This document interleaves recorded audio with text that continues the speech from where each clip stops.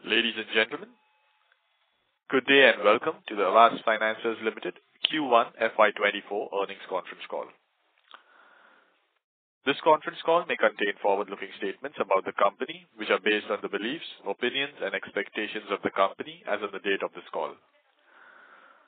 These statements are not the guarantees of future performance and involve risks and uncertainties that are difficult to predict. As a reminder, all participant lines will be in the listen-only mode, and there will be an opportunity for you to ask questions after the presentation concludes. Should you need assistance during the call, please signal an operator by pressing star then 0 on your touchtone phone. Please note that this conference is being recorded. I now hand the conference over to Mr. Sachinder Bhinder, Managing Director and CEO of Aavas Financiers Limited. Thank you, and over to you, sir. Thanks. Good afternoon, ladies and gentlemen. Thank you for participating in the earnings call to discuss the performance of our company for Q1 FY24. The results and the presentation are available on the stock exchanges as well as on our company website, and I hope everyone has had a chance to look at it. With me, I have Ghanshyam Rawat, President and CFO, Ashutosh Atre, President and CRO, Siddharth Srivastava, Chief Business Officer, Surendra Sihag, Chief Collection Officer, Ripudaman Bandral, Chief Credit Officer, Gigi Oman, Chief Technology Officer, Anshul Bhargava, Chief People Officer, Rajaram Balasubramaniam, Chief Strategy Officer and Head of Analytics, and Ghanshyam Gupta, Investor Relations and SGA IR Advisors. In Q1 FY24, we registered AUM growth of 23.2% at rupees 1,46,500 million and a PAT growth of 23% at 1,097.1 million. We disbursed 10,682 million in the quarter. A quick update on the technology transformation project. We went with a pan-India SFDC LOS rollout in April 23. It took some time for the system to stabilize and people to adapt to the new technology, which led to an overall softer disbursement in Q1 FY23. However, the system was fully stable by May and exited hypercare in June. In fact, June 23, month-on-month disbursement saw a growth of about 17%, further emphasizing the strong macro tailwinds driving the demand in our customer segment. In Q1 FY24, the new LOS system handles 33,000 files seamlessly. We continue to be excited to see how this will help us unlock productivity while delivering customer delight through quicker decisioning and disbursement. We are ready for the next step of our technology transformation with LMS and ERP systems, which will go live by Q4 of this financial year. We continue to invest for the medium and long term in both people and technology. The operating expenses for this period was slightly elevated as we had increments, headcount increase, and ESOP costs in the period in addition to the tech costs. I would now hand over the line to Ghanshyam Rawat, President and CFO, to discuss the financials in detail. Over to you. Thank you, Sachinder. Good afternoon, everyone, and a warm welcome to our earnings call. While we continued to borrow judiciously, we raised around 13,826 million at 8.01% during the Q1 FY24. As on 30 June 2023, an average cost of borrowing on total borrowing is 7.66% against an average portfolio yield of 13.26%, resulted in a spread of 5.60. As on 30 June 2023, total number of live accounts stood at 1,92,446, translating into 21% year-on-year growth. Total number of branches was 348, with 2 new branches being added in last 3 months. Employee count was at 5,700. Assets under management grew by 23.2% year-on-year to rupees 1,46,500 as on 30 June 2023. Product-wise breakup: home loan 69.8%, other mortgage loan 30.2%. Occupation-wise breakup: salaried 40.2%, self-employed 59.8%. IGAAP to Ind AS reconciliation has been explained in detail for profit after tax and the net worth on slide number 31 and 33 of the presentation. On the borrowing side, there is access to diversified and cost-effective long-term financing. There is strong relationship with the development financial institutions. Total outstanding borrowing as on 30th June stood at 1,33,816 million. Overall borrowing mix of 30th June 2023 is 46.6% from term loan, 20.9% from assignment and securitization, 21.3% from NHB refinancing, and 11.2% from debt capital market. Lender support continued to remain extremely strong as Aavas evolved continuously. Liquidity of rupees 31,827 million as on 30 June 2023. Cash and cash equivalent of rupees 20,227 million. Unavailed CC limit of rupees 1,100 million. Documented unavailed from National Housing Bank and other banks is 10,500 million.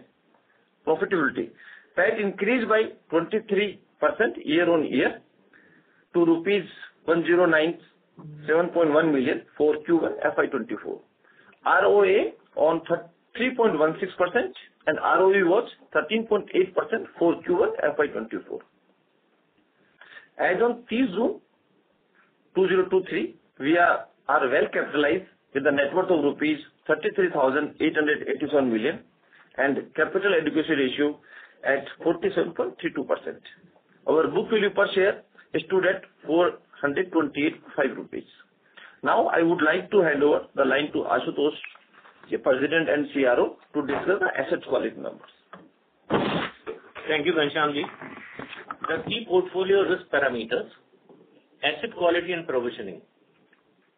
One day past due stood at 3.68% in Q1 of FY24 as against 4.67 at Q1 of FY23. Gross stage 3 stood at 1% and net stage 3 stood at 0.73% as on 30th of June 2023. Gross stage 3 of 1% includes 0.13% of up to 90 DPD assets which have been categorized as GNPA following RBI's notification dated 12th of November 2021. During FY22, resolution plan was implemented for certain borrower accounts as per RBI Resolution Framework 2.0 dated 5th of May 2021. Basis the perceived risk and as a matter of prudence, some such accounts with an outstanding amount of rupees 843.8 million as on 30th of June 2023 have been classified as stage 2 and provided for as per the regulatory guidelines. Out of 843.8 million, rupees 639.9 million is within 0 to 30 bucket, 0 to 30 DPD bucket. Total ECL provisioning including that for COVID-19 impact as well as Resolution Framework 2.0 stood at rupees 765.6 million as of 30th of June 2023. Aavas is well placed to continue its industry-leading asset quality. With this, I open the floor for Q&A session. Thank you very much. We will now begin the question and answer session. Anyone who wishes to ask a question may press star and 1 on their touchtone telephone. If you wish to remove yourself from the question queue, you may press star and 2. Participants are requested to use handsets while asking questions. Ladies and gentlemen, we will wait for a moment while the question queue assembles. To ask questions, please press star and 1. The first question is from the line of Abhijit Tibrewal from Motilal Oswal. Please go ahead.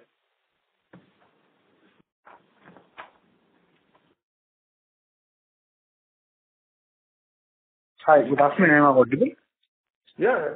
Good afternoon, Abhijit. Yeah, hi. Sir, just two questions, more from clarification perspective. Though you highlighted that during the quarter, Aavas went for a pan-India Salesforce rollout, which led to softer disbursements in the first quarter. and you also highlighted that the system got stabilized somewhere around May. So, sir, I just wanted to understand, while this would have impacted on disbursements, your sanctions should have been in line with your expectations. So if you could just share the sanction pipeline, what was the growth in the sanctions? And given that, I mean, if sanctions were good and we could not just disburse, can we expect some of that in terms of pent-up demand or pent-up sanctions which were there to lead to a higher disbursement run rate in the quarters to come?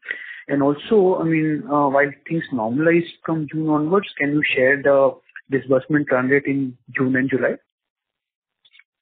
Yeah.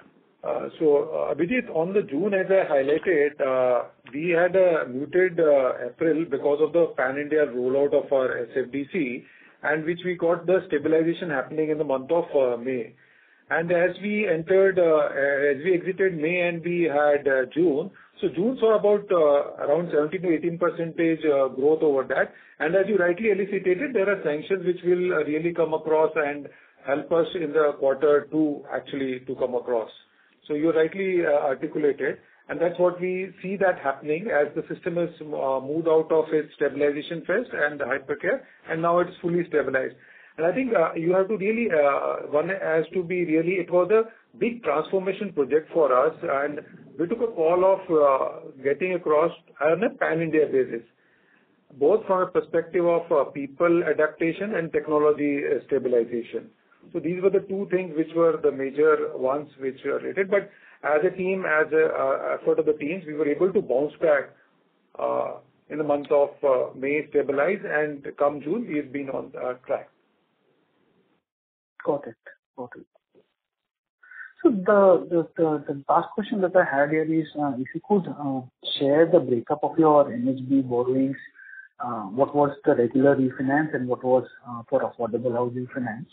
And sir, in your presentation every quarter we share incremental borrowings. This quarter it was about 1,380 crores, which came at about 8%. Can you also share what was the incremental cost of borrowings ex NHB, so that we can try to understand what is the margin trajectory that is going to look like? Because sir, from what we understand, I mean, large part of repo rate increases or PLR increases are already reflecting in the book of housing financiers.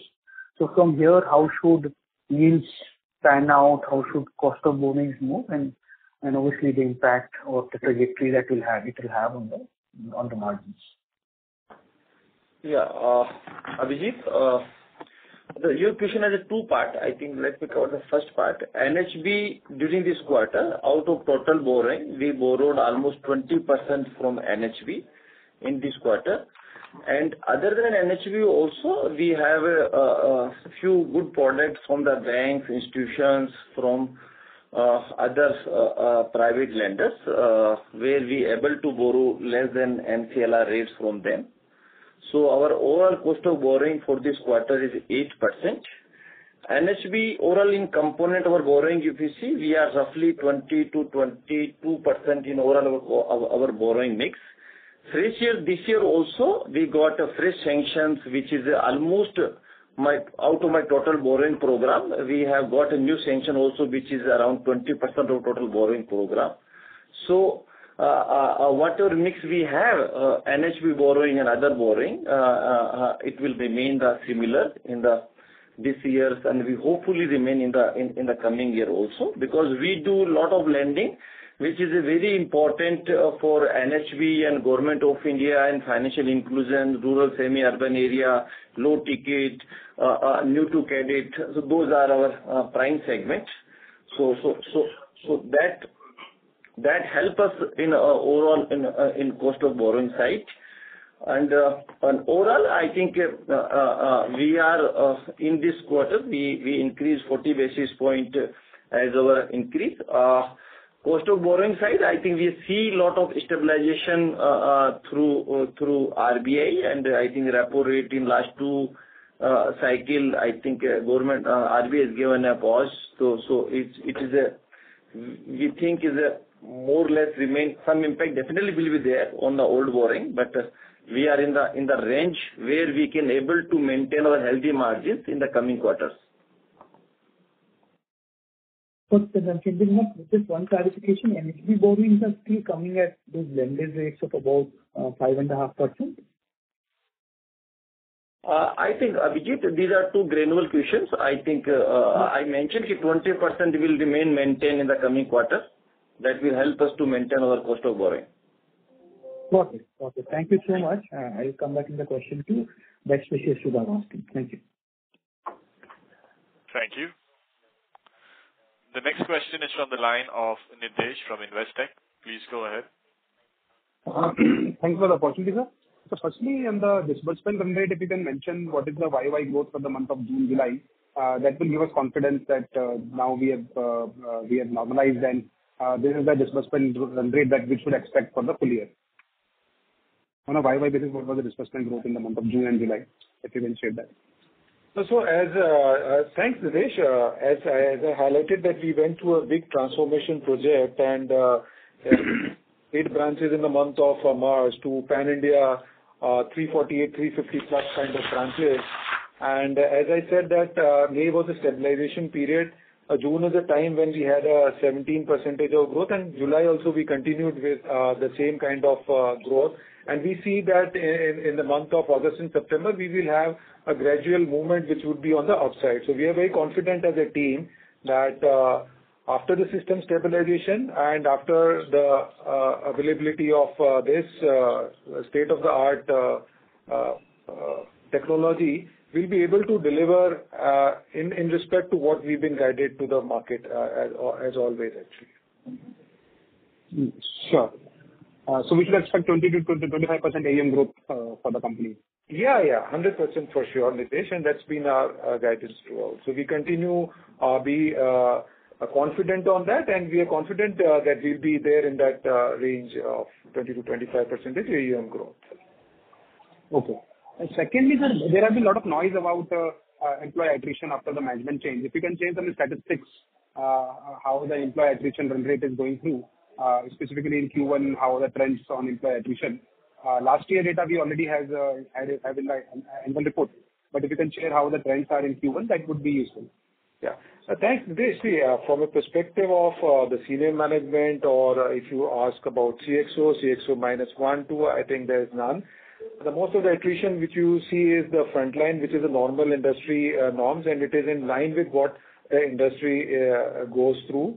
And our attempt has always been highlighted is that really to build careers for people and to invest in people as a part, and we say as a part of our journey, it is around people and technology.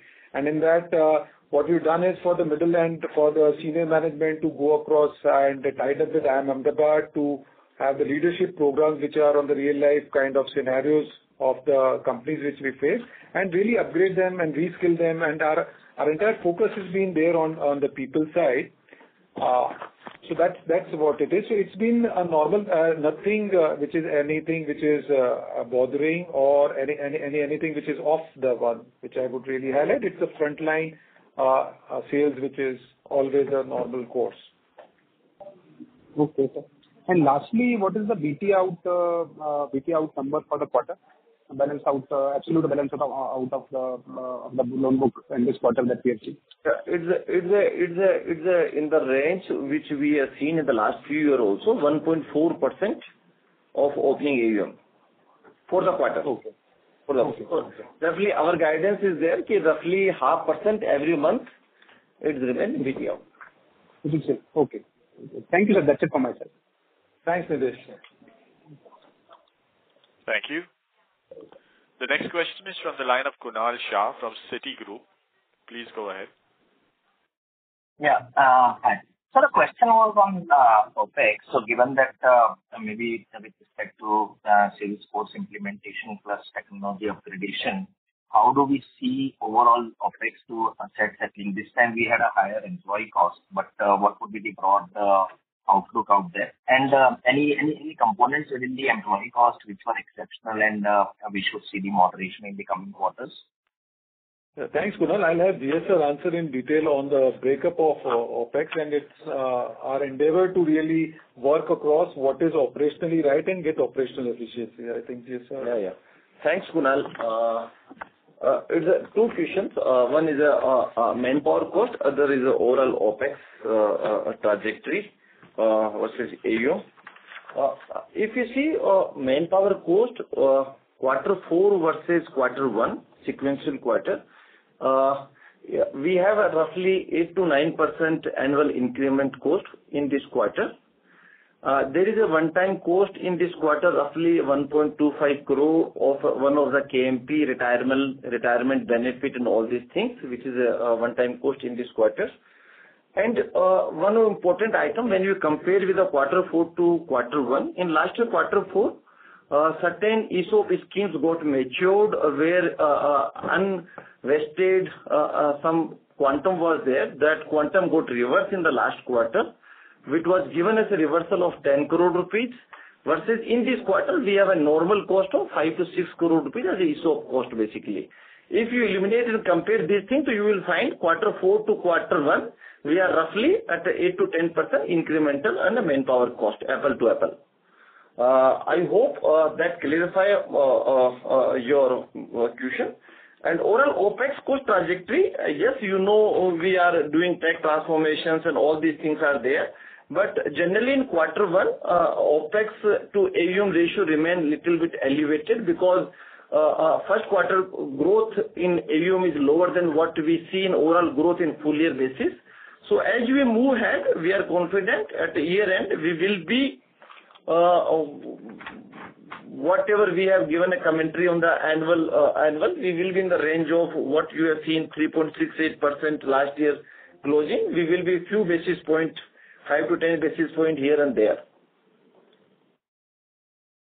Okay, but the delta would be 10 odd basis points, largely. Largely look like so. Okay, so it will be still upwards of 3.5. No. We have closed last year 3.68. This quarter we closed 3.79. So as I mentioned, we will be 5-10 basis point here and there. So roughly you can take 3.68 around something. Sure. And the only thing is in terms of current quarter's employee cost, only 1.25 crores related to retirement benefit is the one-off. Otherwise, balance would be more kind of a normal cost of increments and everything. Yeah, normal increment cost. Also, if you see the percentage increase, so that 1 year ESOP reversal last year and this year is a normal ESOP cost. So that if you eliminate that piece, you will find that there is a normal increase in a manpower cost of around 8 to 10%. Quarter on quarter basis. Year on. How much would be ESOP? Yeah, the ESOP cost, Kunal, is about 12 crores, which is highlighted by Ghanshyamji on the part where when we say 12 crore increase is because you have minus 5 crore compared to quarter 4, which had a reversal, and 7 crore of in the current quarter. So that amounts to, total 10 amounts to. Okay, perfect. Yeah, that's yeah. Thank you. Yeah. Thank you and all the best. Clarifies, Kunal. Thank you. The next question is from the line of Shweta Daptardar from Elara Capital. Please go ahead. Thank you, sir, for the opportunity. So I just have one question. Of late, our product mix has been tilting more towards other mortgage loans. So is this by design or demand, and how does the mix look like going forward? If you see, I think, yes, definitely we are in the ratio of generally we want to maintain roughly 35% in non-home loan, and we done very thing beautifully in last couple of years. We designed more MSME product, which is give us a extra value creation in the overall shareholder value, because we are able to tie up long-term low-cost fund for MSME lending. So that is, I think, helping us to in overall spread and NIM basis. So we want to remain in the similar bucket, somewhere 65% plus home loan, around 30 to 35% is a non-home loan. But non-home loan, we want to work 50% plus as a MSME, and the remaining maybe life cycle need of my existing or new customers loan will become part of that basically. Sure. So just one follow-up question there. So more of these. But you will see in this quarter one, we have compared with the year-on-year basis quarter, home loan component is a increase in this quarter. So which is almost 6% better than if you compare with the last year quarter one. Mm-hmm. Okay, understood. So just follow-up question there on the because you mentioned about SME and other products. So could you provide more color, because the peers and others have been calling on certain concerns on the small ticket lending. So could you provide color on your portfolio on the SME and small retail ticket lending? Thanks. These, ma'am, I think very important question. All these MSME loans are fully backed by residential mortgage security. 95% plus my customer in the living in that house, they mortgage that house to us. My normal LTV comes under that asset around 45 to 50%. It's giving us a yield around somewhere 15% plus yield. It gives us the business. My cost of borrowing for this fund, this asset around 8.5%.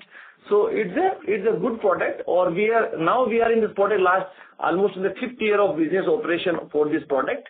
So we run almost one cycle of credit quality also, and we didn't see NPA more than 1% in that book also.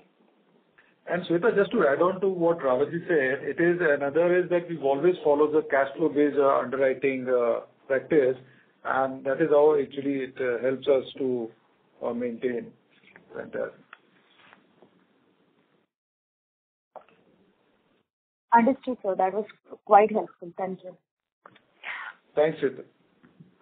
Thank you. Before we take the next question, a reminder to participants that you may press star and 1 to join the question queue. Ladies and gentlemen, if you'd like to ask a question, you may press star and 1 to join the question queue. The next question is from the line of Pallavi Deshpande from Sameeksha. Please go ahead. Yes, sir. Thank you for the on the long-term borrowing for the MSME, which you mentioned at the earlier.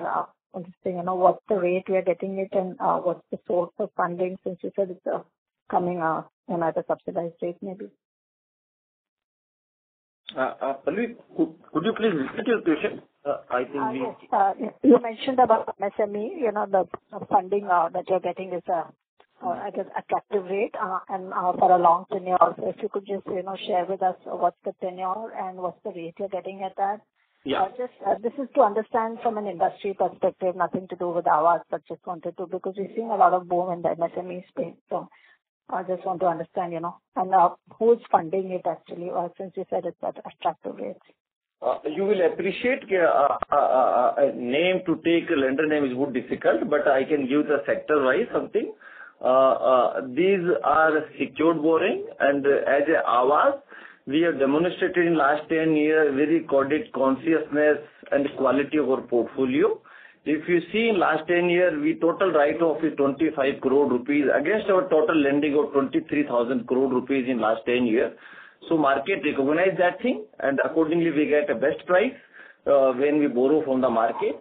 PSU banks, private banks, all are the lenders in that market, and on multilateral also showing interest to lend MSME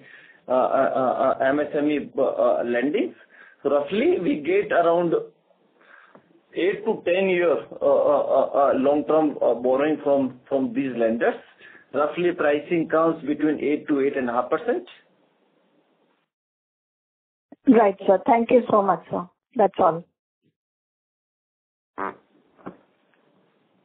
Thank you. The next question is from the line of Raghav Garg from Ambit Capital. Please go ahead. Hi. Thanks for the opportunity, sir. Just one question from my side. If you could help us with the absolute amount standing in each of these 4 states, which is Rajasthan, Maharashtra, Madhya Pradesh, and Gujarat. That'll be very helpful. Thank you. Rajasthan is at overall basis. Rajasthan, we started the business. Initially, Rajasthan used to be around 80% state, but we consciously diversified our business from Rajasthan to MP, Gujarat, Maharashtra, Chhattisgarh, Uttarakhand, Haryana, Delhi, NCR, Karnataka, and UP. So now Rajasthan contribution is in the range of 30 to 35%, and Maharashtra, MP, and Gujarat equally around 15 to 16%. Thank you, sir. That's all from my side. Thank you. The next question is from the line of Mayank Agarwal from InCred Capital. Please go ahead.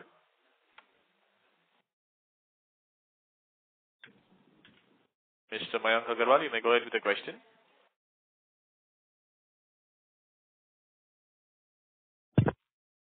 Mr. Mayank?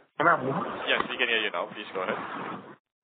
Yeah, thanks for the opportunity and congrats on the successful tax implementation. So my first question is on the benefit of tax implementation.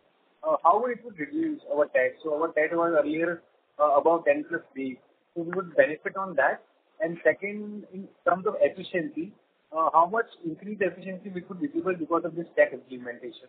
So we'll have DG Women, our Chief Technology Officer, to answer on this.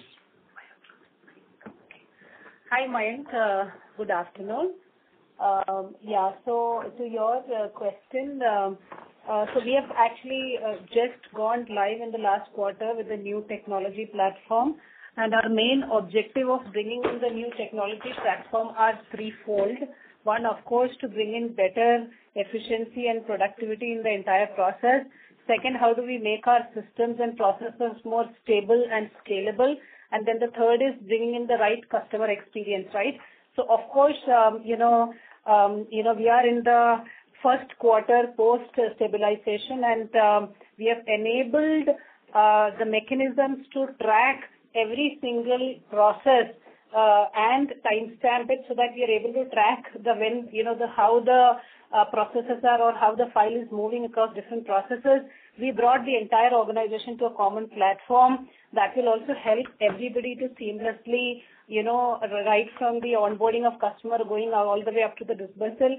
So we have now that ecosystem in place. Of course, scalability is, something which is already done. And at the same time, on the efficiency and, coordination perspective, now the tech ecosystem is in place. And of course, by quarter, we will, track, we'll keep improving the different processes. Of course, it will take us some time to reach the final destination, but it's definitely going to be a journey, and that journey has already begun. On the other side, on the customer experience side, we have really started observing that the way in which we are able to get the customer application underwritten and disbursed, has become much more seamless. We have enforced something called FTR. So when a file is brought into the system to start the process, we ensure that all the required checkpoints are put in place so that, we do not need to go back and forth to the customer to collect documents and, ask more questions. So, the on-ground feedback from our team has been very, very positive. Our team is quite confident that they will be able to, bring in better efficiency and customer experience going forward. Of course, as I said, the journey has just begun. We will keep, tracking the progress on a month-to-month, quarter-by-quarter basis to make sure that over a period of time we will reach a substantial amount of, agility, speed, performance, and customer experience. I hope this answers your question. One more thing. I'd like to add one point here. See, the stabilization and adaptation.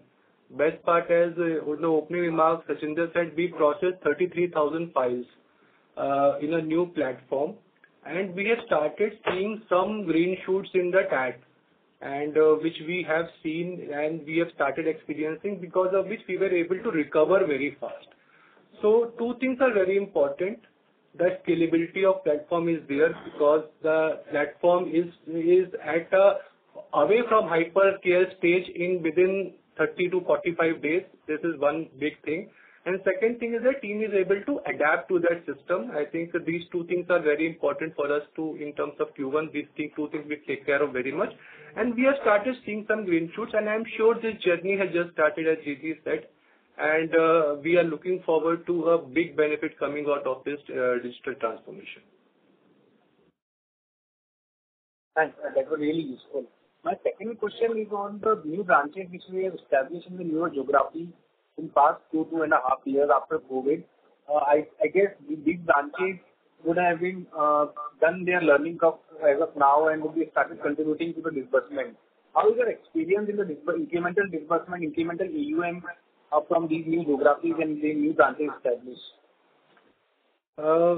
Abhijit, we in last 2 years, if you look at, we have gone big time in Karnataka. We've invested a good amount of things. We have done some investment in Odisha, and we have opened some branches in UP also. So we are seeing a decent growth happening in Odisha and in Karnataka. Karnataka has been a very what we look at Karnataka is a very similar to Gujarat in terms of population, in terms of how many districts are there. And if you look at Karnataka, we went very strongly only in Bangalore. So out of 23 branches total we have in Karnataka, only 4 branches are in Bangalore, and remaining 19 branches we have opened in rest of Karnataka. And this is where our strength lies, and we have seen above in the range of 50 to 60% growth in Karnataka and newer markets which we have in Himachal, Karnataka, ranges of around 50 to 55% in UP also and Uttarakhand. So that is the range which we are in, but these are still we consider them as a very nascent market.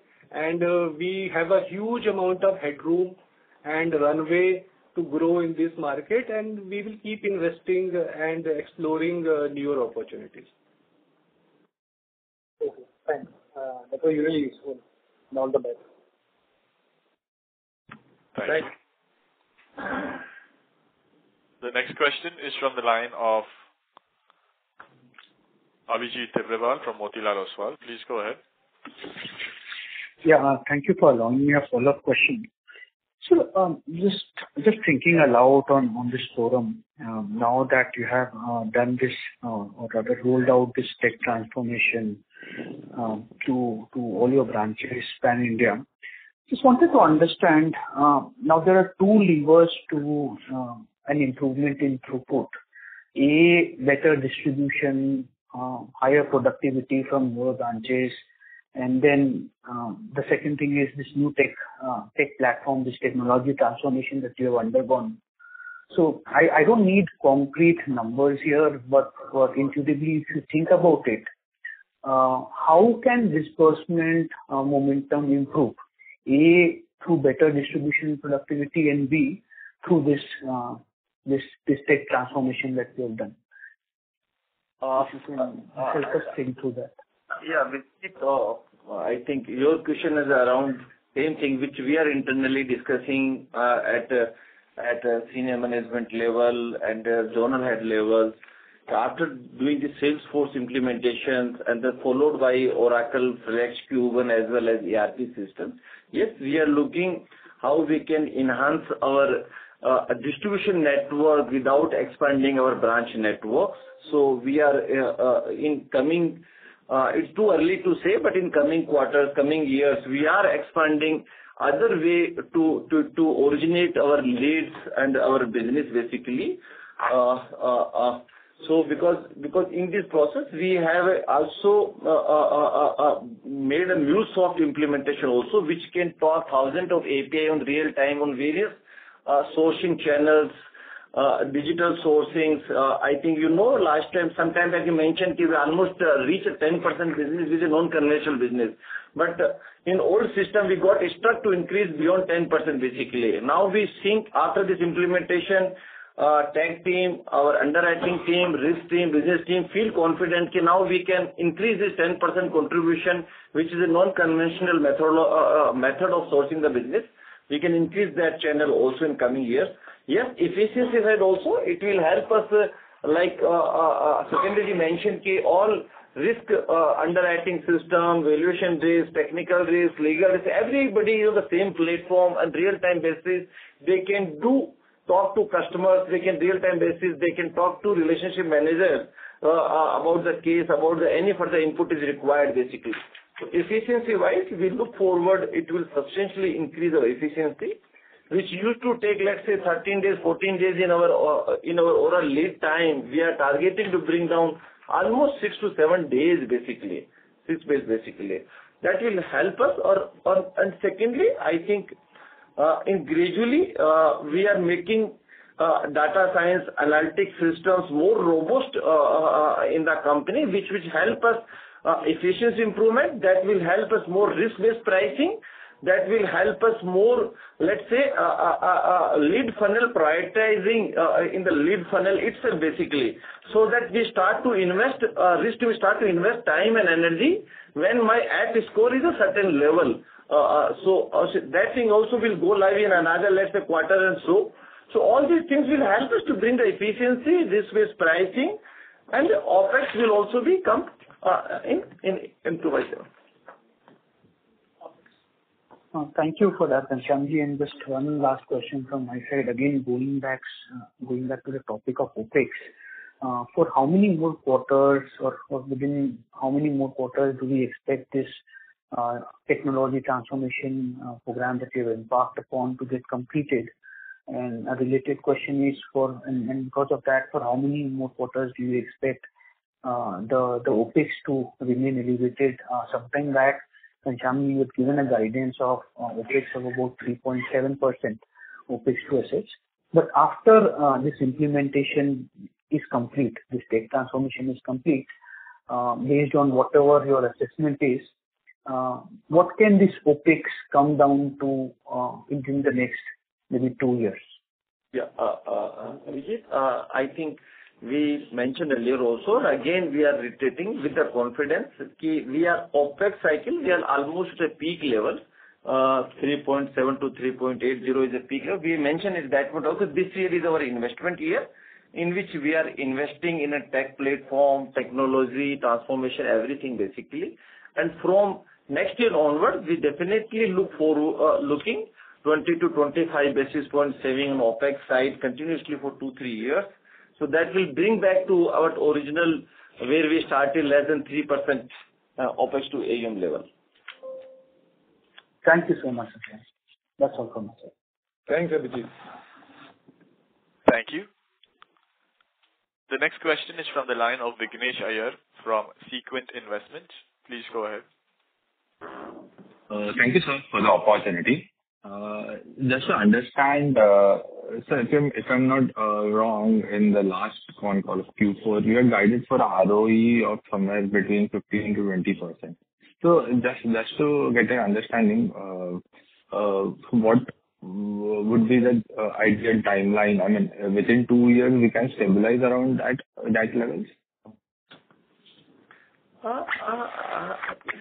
If you refer our Investor Day conference at Mumbai, and if you compare at opening to closing net worth, because if you know, last 5 years we never raised any capital. Last year we raised in the IPO. If you compare opening to closing net worth and what ESOP money we get every year when employee exercise his shares, if we exclude that portion, if you see in last 2 years, we are continuously at 16% plus at a return on opening net worth. Because of is all this India's accounting, everything, profitability, year profitability wise, you see that is roughly come somewhere 14 odd percent. But if you see increase on net worth basis, it is 16% plus. We are already in that trajectory. Okay. So I thought that adjusted, you're talking about that the ROE made in this quarter is around 13%. I thought you're talking about that ROE coming to 15 to 20%.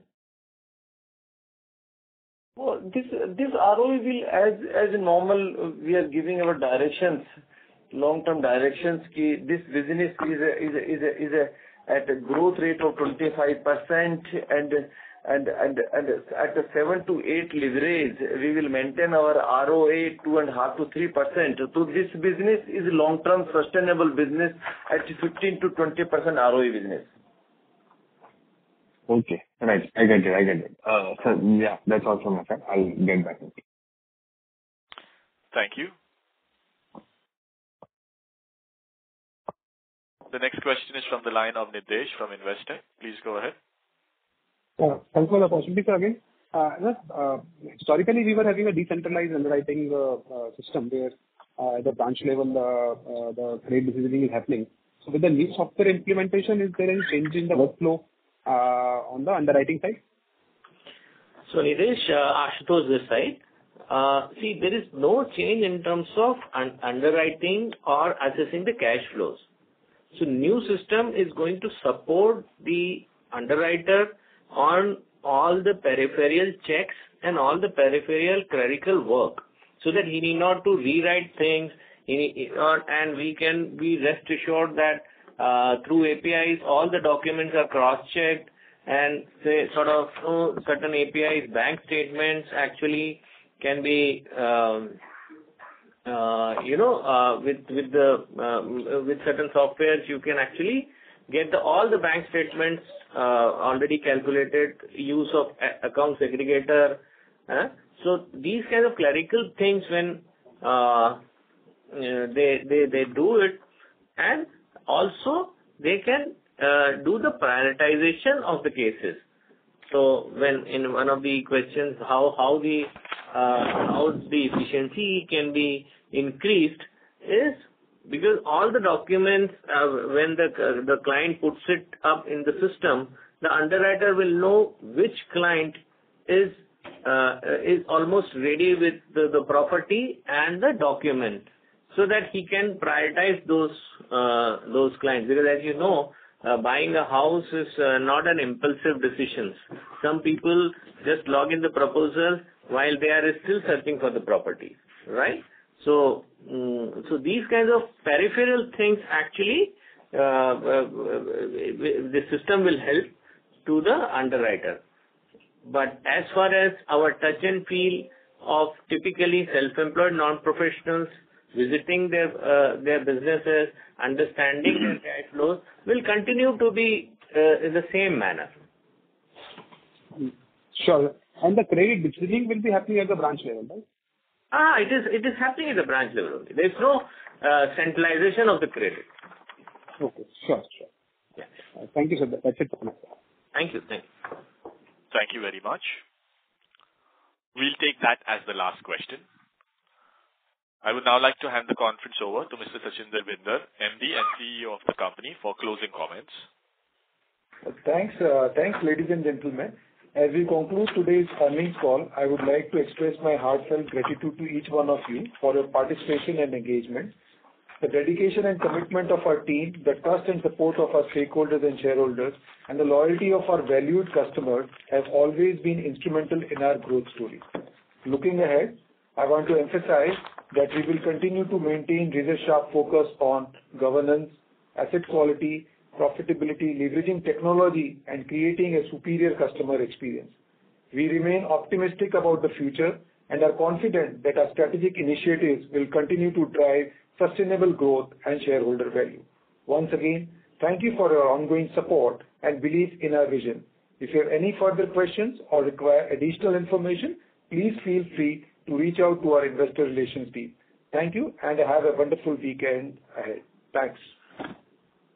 Thank you very much. On behalf of Aavas Financiers Limited, we conclude this conference. Thank you for joining us, ladies and gentlemen. You may now disconnect your lines.